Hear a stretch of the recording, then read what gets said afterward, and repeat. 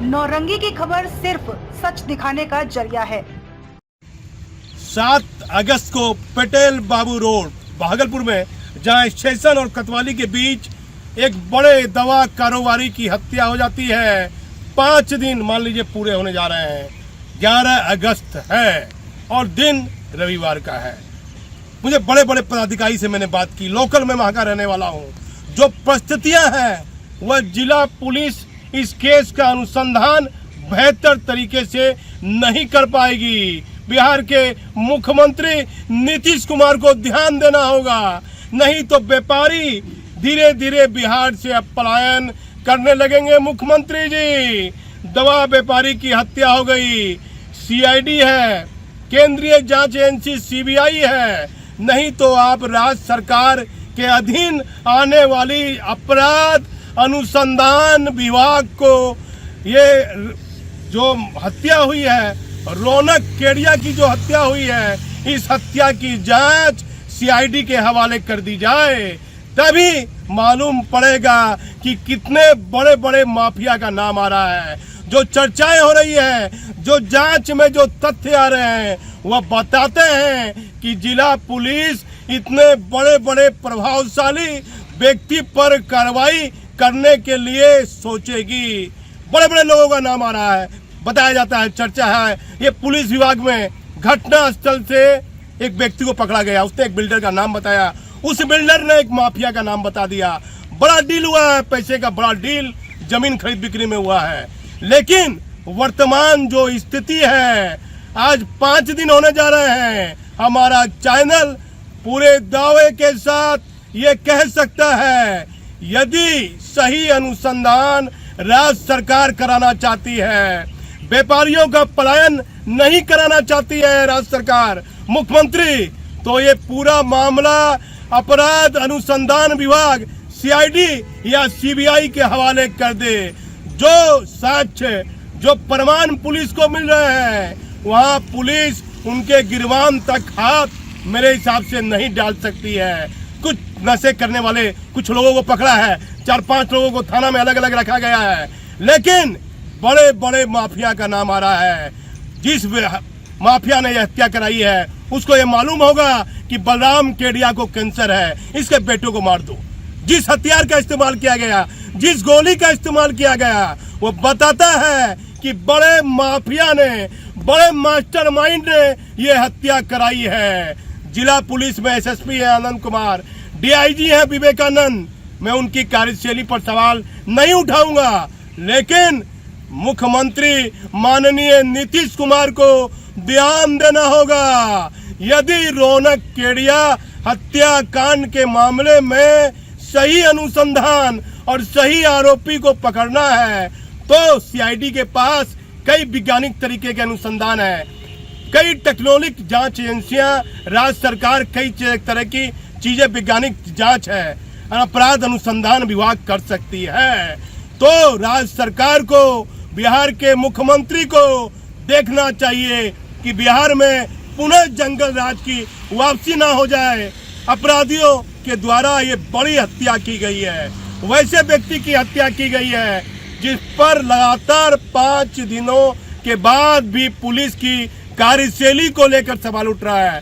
DIG Vivekananda ने समीक्षा की है, कई तरह के सवाल उठ रहे हैं, लेकिन बिहार के मुख्यमंत्री नीतीश कुमार जी, ध्यान दीजिए। भागलपुर में बलराम केडिया के छोटे पुत्र की हत्या के मामले में जिन लोगों के बारे में चर्चा हो रही है, उसकी जांच उच्च स्तरीय तरीके से कराइए।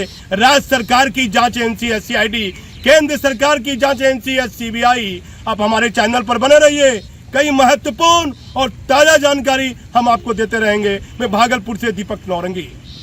रौनक हत्याकांड के मामले की समीक्षा करने कोतवाली थाना पहुंचे डीआईजी विवेकानंद साहब।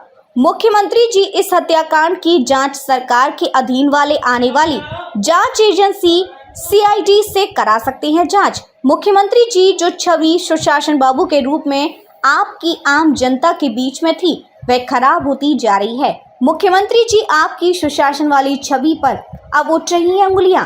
बिहार पुलिस मुख्यालय गंभीर घटनाओं पर अपनी नजर क्यों नहीं रखा है? भागलपुर में घटना हुई कुल 5 दिन से ज्यादा होने जा रहे हैं। जांच के नाम पर सिर्फ खाना पूर्ति नहीं हो रही। खाना पूर्ति की हत्या की जांच या सीआईडी से करवाया या फिर केंद्रीय जांच एजेंसी से कराई जाए। मुख्यमंत्री जी, इस हत्या में पुलिस ने डाटा डंप क्यों नहीं कराया? क्या यह पुलिस की लापरवाही नहीं है? नहीं तो पुलिस किसको बचाना चाह रही है? मुख्यमंत्री जी, भागलपुर से आपका पुराना नाता रहा है। उससे भागलपुर में दवा व्यापारी की पुत्र की हत्या की गई है। मामले में कई बड़े सफेद कॉलर वाले का हाथ होने की बात सामने आ रही है। मुख्यमंत्री जी, भागलपुर की इस हत्या की जानकारी तो डीजीपी साहब से लीजिए। मुख्यमंत्री जी, आपने विधि व्यवस्था को आधार बनाकर अपनी सरकार तो बिहार में बना ली, लेकिन विधि व्यवस्था तो बिगड़ रही है। इस पर आप ध्यान नहीं दीजिएगा तो कौन ध्यान देगा? बिहार के मुख्यमंत्री नीतीश कुमार को मामले को गंभीरता से लेते हुए भागलपुर के दवा व्यापारी बलराम केडिया के पुत्र रौनक केडिया की हत्या के मामले में पुलिस को 5 दिन पूरे हो जाएंगे। बिहार सरकार के मुखिया को मामले को गंभीरता से लेते हुए अपनी ही राज्य के अधीन आने वाली जांच एजेंसी सीआईडी, जिसे अपराध अनुसंधान विभाग भी कहते हैं, उसे विभाग के अधीन और अपराध अनुसंधान विभाग के स्तर से इस मामले की जांच कराई जाए। उस विभाग के पास बहुत सारी सुविधा भी उपलब्ध है जो जिला पुलिस तुरंत नहीं कर सकती है। हत्या होने के बाद पुलिस ने मोबाइल डाटा डंप क्यों नहीं कराया? जहां ये हत्या हुई है वहां उस समय कितने लोग आपस में एक दूसरे से बात कर रहे थे? डाटा डंप के माध्यम से हत्या के अनुसंधान में पुलिस को काफी सहयोग मिलता। डाटा डंप नहीं कराना तो पुलिस की कार्यशैली पर तो सवाल उठेगा ही। डाटा डंप के माध्यम से पुलिस को जांच में कई महत्वपूर्ण बिंदुओं का खुलासा हो सकता था। क्या यह पुलिस की लापरवाही नहीं है? शहर के दवा व्यापारी की पुत्र की हत्या हुई है। सरकार ऐसे मामले में गंभीर नहीं होगी तो बिहार से वापस वही स्थिति हो जाएगी और व्यापारी धीरे धीरे बिहार राज्य से पलायन करने लगेंगे, क्योंकि दवा व्यवसायी के पुत्र की हत्या के बाद इस मामले में जो भी जांच में तथ्य आ रहे हैं उसमें कई बड़े बड़े माफियाओं का नाम जांच में आ रहा है। इसलिए जिला पुलिस की जांच को लेकर कई तरह के सवाल भी उठ सकते हैं। ऐसे में सरकार के अधीन आने वाली जांच एजेंसी अपराध अनुसंधान विभाग से राज्य सरकार को इस हत्या का अनुसंधान सौंप दिया जाना चाहिए, क्योंकि अपराध अनुसंधान विभाग के पास कई तकनीकी और वैज्ञानिक तरीके से अनुसंधान करने की, जिससे कि कई बिंदु सामने आ सकते हैं।